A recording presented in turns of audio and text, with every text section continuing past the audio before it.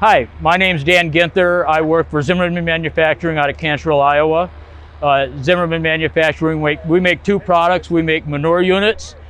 We've been making them since 2008, and we also make a strip till unit that we basically just released here in the last probably 6 to 8 months.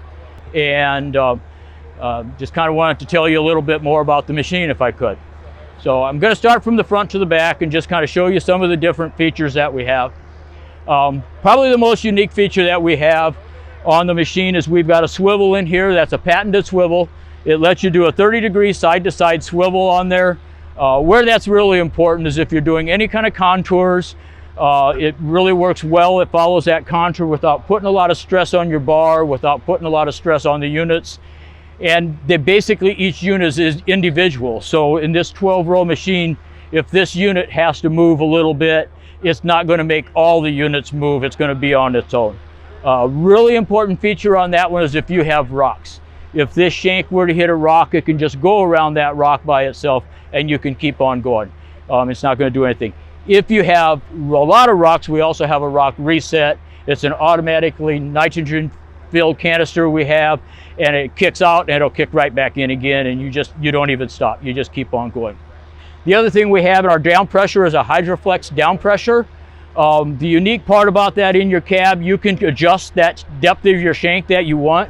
We've got a 4, 6, and an 8 depth for the shank, a setting for the shank, but you can change that with your hydraulics by changing the cylinder, and then this gauge here basically tells you where you're at. So if you were going through the field and you were going where the auger wagon was going back and forth and you just wanted to rip that a little bit deeper than the rest of the field, with your hydraulics, you can just drop that shank down a little bit further, go through that, come back up, and you're good to go. You're going to be doing the rest of the field like you would.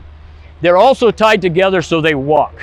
So if row 1 hits a little bit of a rise in the field and row 12 doesn't, it allows that row to go up. So I always say going through a waterway, basically, instead of that bar going like this, they just walk through a waterway if you're going through that waterway. We do put precision air cylinders on here. They have up and down pressure. The reason we have up and down pressure is we also can freshen in the spring, and when you're freshening in the spring, you're going to need that up pressure. The down pressure is going to be a different setting for every field, every product, whether you're doing a bean field, corn field. We really like the air cylinders here. We have 14-inch row cleaners on here. They do a very good job row cleaning it. We do cut the fodder prior to separation of that row, that corn or that fodder. The depth ring is right here on here, so that is your depth ring. The Hydroflex basically is going to change your tilt. On our closing wheels, we have a couple different sets on here that we can do a little bit more tension. If you're on a really mellow bean field, you're not going to have a lot of pressure down. If you're on a corn field that's pretty hard, you're probably going to have a little bit more pressure down on there. To change the setting on the shank, we got the 4, 6, and 8. You just basically take this plate off and there's a pin in there, and you can change that on that pin, or you can completely take that shank out and you can put a 2-culture system in there for freshening in the spring. We do call it a freshening system, so it really works best when we're freshening a berm that we made last fall. We've got a spring set. Our closing wheels are notched, so we don't leave a culture mark in our closing wheels. We've got that really set, so we're really just looking to capture all that fractured soil as we fracture it. We don't want to lose any of that soil, and we don't want to gain any more soil, so that when that berm is back down, settled out, it's right back where it was. We don't have a depression or we don't have a rise.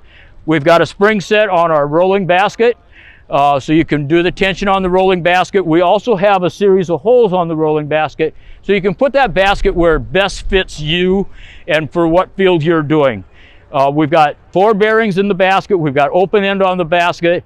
They don't plug. They mold a really nice berm on that, mold on there. They really do break up the clouds well, and with that open end, we can go through a lot of moisture and a lot of stuff without plugging them up.